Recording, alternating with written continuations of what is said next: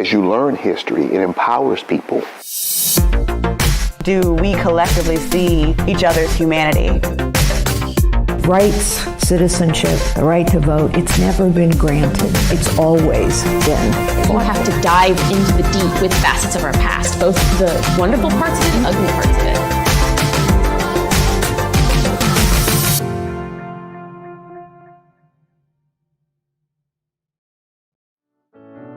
In 1775, there were 906 women and girls living in the city of Williamsburg, half the population of the town. Most of them, 57%, were black and 43% were white. Years later, in the 1780s, we know that a small number of women were listed as head of their household and owned businesses and property. 3 of these heads of household were free black women, but the vast majority of women and girls in Williamsburg were considered to be part of a man's household. None of these women in 18th century Williamsburg could vote, hold public office, or serve on a jury. All of them worked inside and outside the home. They all left the house to shop and socialize. They were all consumers, buying a wide variety of goods. But that's where their similarities end. We can't simply group all 18th century women together because gender isn't the only thing that matters. Just as modern women have different lives and experiences based on race, age, and economic status, 18th century women were no different. Marriage placed women under their husband's protection and authority.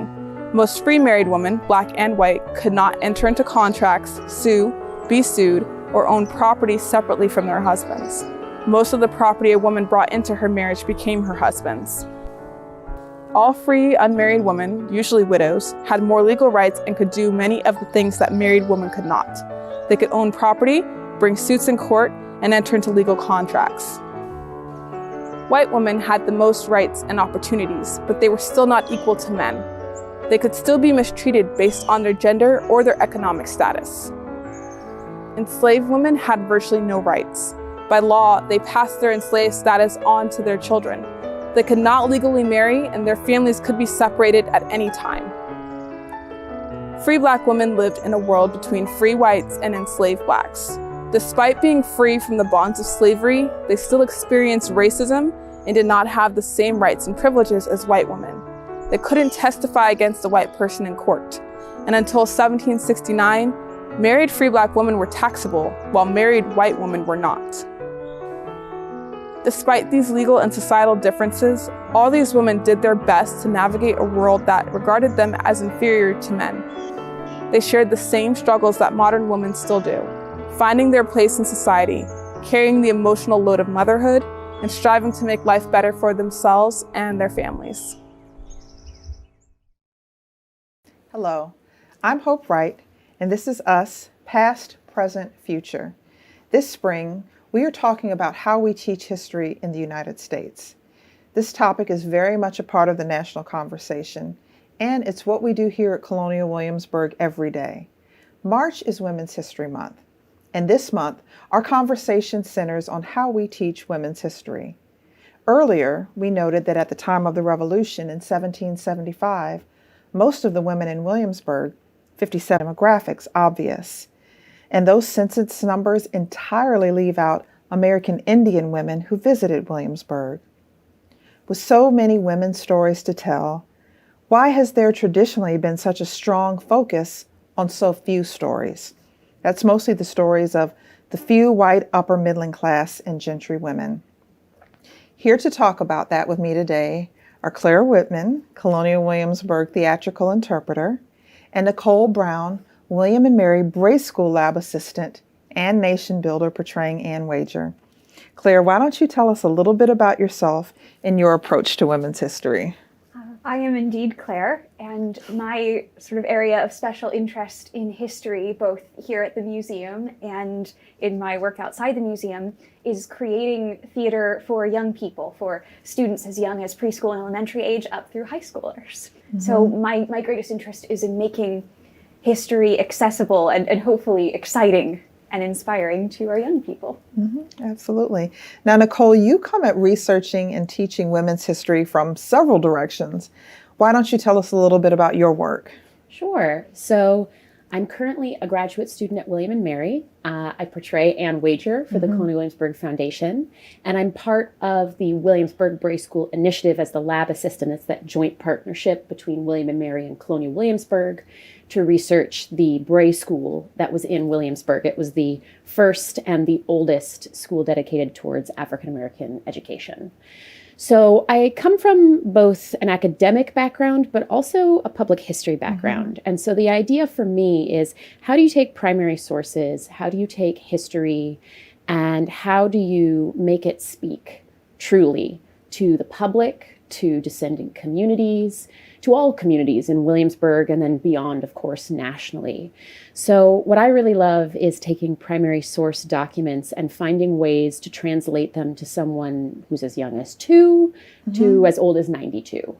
Because we can all be learning from history and re-understanding what our history is, especially in 2022. Absolutely. And I'm very fortunate that I get to work with both of you ladies. We're in the same department, but we do things a little bit different.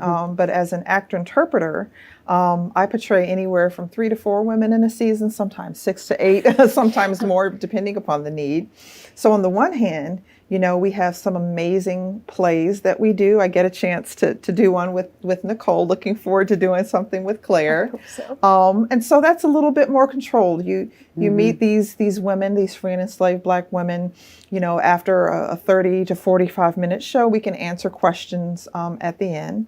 But also, for those of you that have visited with us before, you know, Colonial Williamsburg is this huge open-air museum. And so on any given day, you know, I could be out with about a dozen or so of my colleagues, you know, as Eve, as Elizabeth D. Rosario. And when you come to me and you ask me a question, I have to be prepared to answer anything. So with that, there's kind of this huge amount of information we have to know what our historical figures would have known, what they wouldn't have known yet. Yeah. And so I think what I've always sought to do is just to make the free and enslaved Black women that I portray somebody who's relatable to everyone who visits, and to be someone that any woman could see themselves in. Because really, history basically are the stories of human beings, people that happen to live, you know, a few years or even distant past ago, but they're still the stories of people. Yeah, that's a great point, Hope. Yes. Well, now that we've talked a little bit about ourselves, let's get to some questions about women's history and how we teach it. Now, what do you all feel is missing from Women's History Month and from women's history in general? I think for me, I both like that there's an entire month within the national dialogue that is dedicated to women's history, but I think in some ways that it can also be very, very limiting in that obviously women, the legacy of women and their history, and the diversity of women's history doesn't stop at the end of March. So in many ways, I think one of the things that's missing is a continued national dialogue on remembering to engage with multiple different demographics and perspectives and the intersection between those demographics, women in particular. You know, I think a lot of guests I talk to feel that Women's History Month is focusing on white women, right? And we need to be focusing on Native and Indigenous women from different communities across the United States and the Americas, Black women, African women, white women. I mean, there's a diversity of women's experiences within a local dialogue and a national dialogue. So I think that's one of the biggest things that's missing is continuing the conversation beyond March, but also really thinking about all those different perspectives. Absolutely. I think, and this is something that we were just chatting about just a few minutes ago, talking about how we find this history. Yes. What are our sources? This doesn't just appear. And thinking about primary sources, thinking about how history has been told over the years. You know, there's a great difference between the way that we might write a history book now versus how a Victorian author might write that history, or even how the Colonial Williamsburg Foundation has interpreted history in the 30s, in the 70s, and today. So I think making that process known would be such a wonderful way to share, especially how we arrive at sort of underrated history, or underreported, perhaps, would be the best way, underreported history of, you know, it doesn't appear by magic, we're not making it up. And so getting to share those tools, I hope, would bring people in and make them a part of how we create our programming and how we represent history now. Yeah. Absolutely. There's so many great stories out there to be told. So what stories do we need to be telling in museums and historic sites, but also in schools? Oh, I mean, I feel like I could probably talk about this for an hour, but what stories do we need to be telling? I think this actually goes back to your point, Claire, is not only talking about 18th century history in Williamsburg, but how that history has been curated over the past 100 years of colonial Williamsburg's history, right? When you look at the archives of the foundation and looking at, they were really, when talking about women, only focusing on wealthy, white, gentry, upper class women, and looking at how that's shifted over time. When we're looking at cultural sites, museums, universities, living history, I think not just sharing the history like you're saying, but sharing how it's been processed over time is really, really important, especially if you want to be transparent with your guests about how one conclusion that maybe was a conclusion from looking at a document 50 years ago might not actually be an accurate representation anymore. Absolutely. I think this is very much sort of in my particular vein, but we're definitely having a national conversation about teaching hard history, whether it's through museums or schools. But something else that I think is really important, especially in my work reaching out to children, is finding moments of happiness in history, particularly for those who we so often have to see suffer. And I guess I'd like to use my little play, Ladies of Llangollen, as an example. That, we have so many narratives of the sort of the endurance that queer people through the ages have had to show in the face of discrimination. But once upon a time, truly, in the 18th century, two young women eloped together, and while they had their struggles, they climbed down the trellis and ran through the storm and renounced the families that had renounced them. And then for 50 years, they shared a beautiful life together that they, on this farm they created with this sort of found family. And so sharing that those moments of happiness are part of our history, to me is lovely and reassuring. I think it's interesting because you have to find that balance, right? Between finding moments of joy and moments of being realistic about the pain, and in many cases, especially with women, the violence that's inflicted upon them. But I think ultimately you're absolutely right. What needs to be part of sharing stories about any person, but of course, especially women, is that they're human. One of the things in portraying Anne Wager, she is a teacher of Black children at a pro-slavery school, right? And how she understands education for Black children is very different than what her students take away from their instruction. That's one of the things we're learning and understanding from primary sources. But I try to show that in my interpretation, is that this is a woman who you're going to walk away feeling extremely conflicted about. You may not like. And that's very human, right? History and events, whether they're generated by women or men or those who are transgender or Latinx or Asian American, it's created by human beings, not people on pedestals. And I think sharing that is really important when you're talking about any person, but definitely women, that you're not just fitting them into this category, especially within our national dialogue of, this Republican motherhood for white women of like, we teach these values and they're very moral and they never did anything wrong, right? That's not really how, I can't speak for every woman, but as a woman, that's not how I operate, right? So I think it's a good point to look at the complexity behind women is truly to honor them and look at all aspects of it. And there's a lot of stories about women yet to be told. So I ask you both, what advice do you have for people who want to learn a more complete women's history? We were actually talking about this before, but challenge yourself. Yes. There are always areas you can grow. I am always challenging myself to say, what have I missed recently in a document? Where is my scholarship not as strong as it should be? Where have I not considered a perspective? Where do I not need to talk? Where do I need to listen?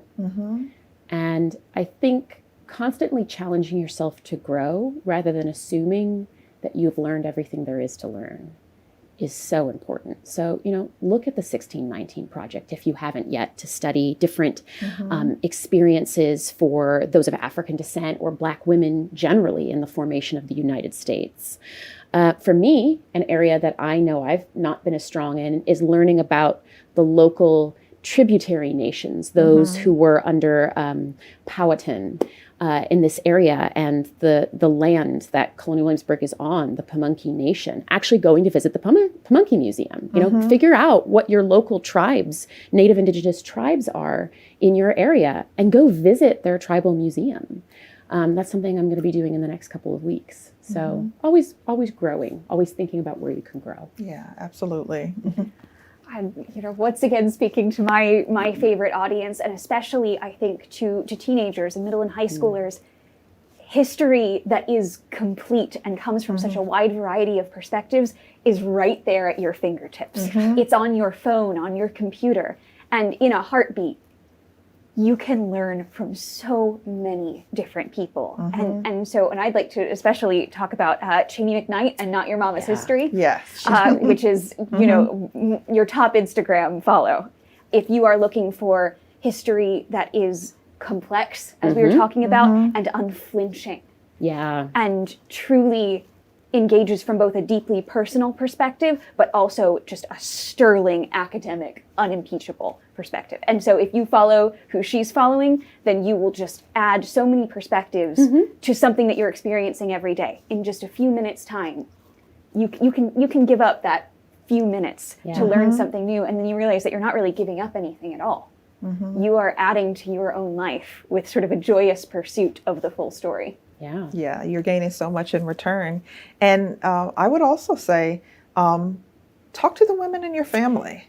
Learn about their experiences, mothers and grandmothers and great-grandmothers, if you're fortunate, great aunts, older siblings.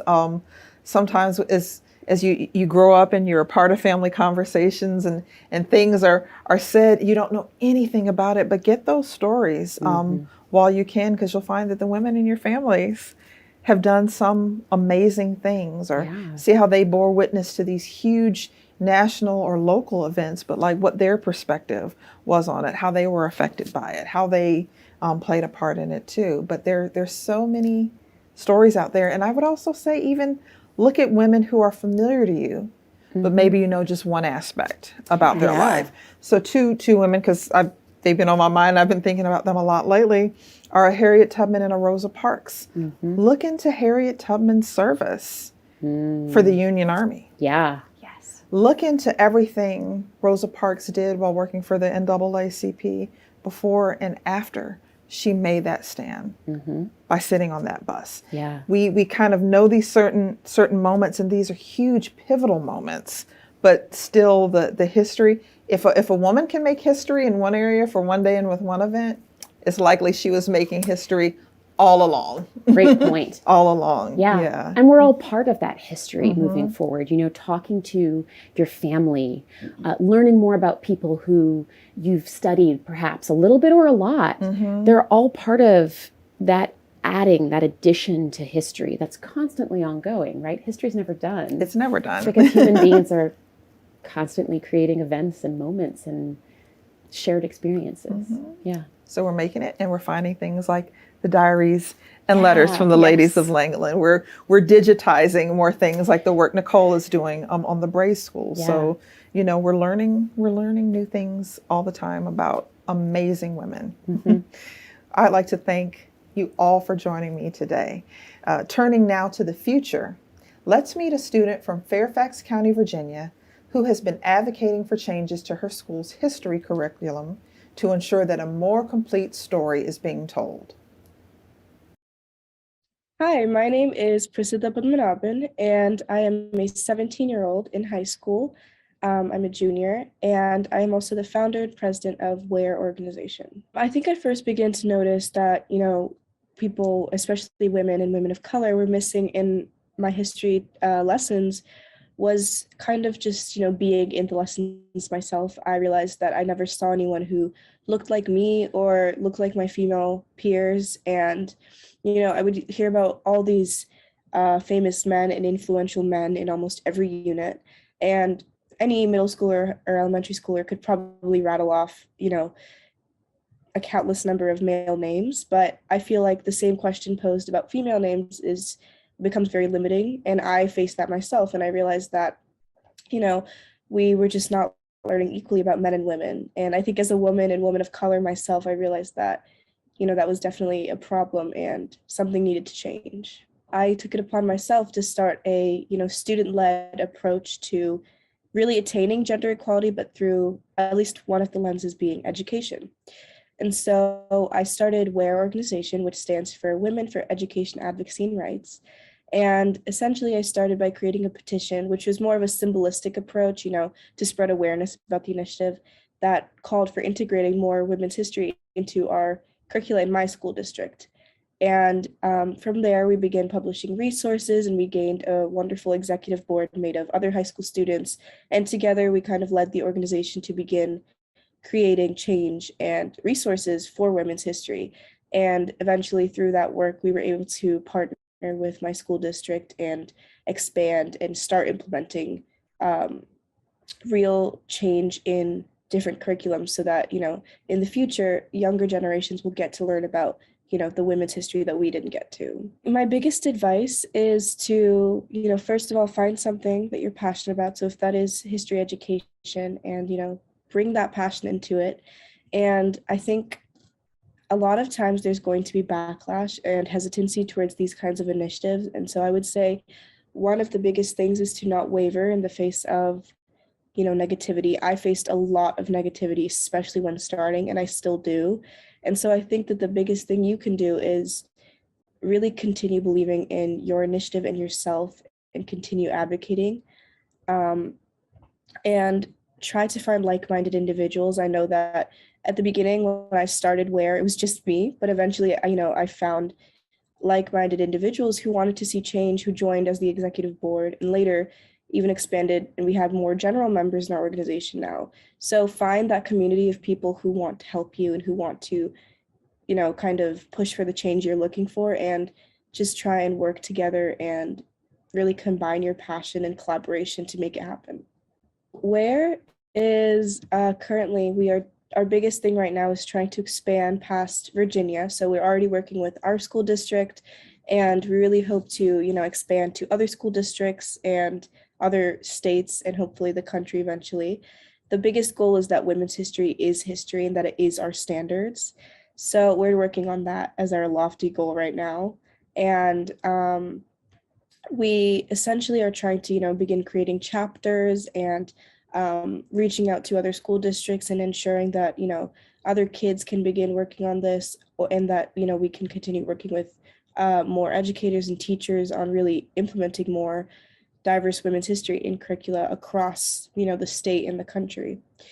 And in terms of, our advocacy and rights projects, we're still, we're doing our donation work and trying to give back to the community and create our care packages for women's shelters and just a plethora of other initiatives to make direct change, while we work simultaneously on educational work. People can get involved by, students can sign up as general members on our website. Anyone can sign up as general members. School districts can reach out to us. Educators can reach out. We love to make resources and help everyone.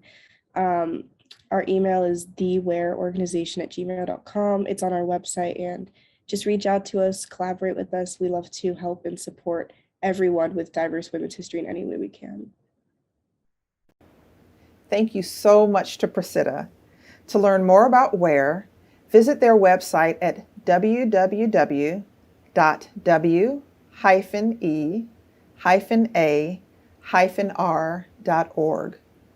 This is just one example of a student standing up for her education and advocating for a more complete history in school.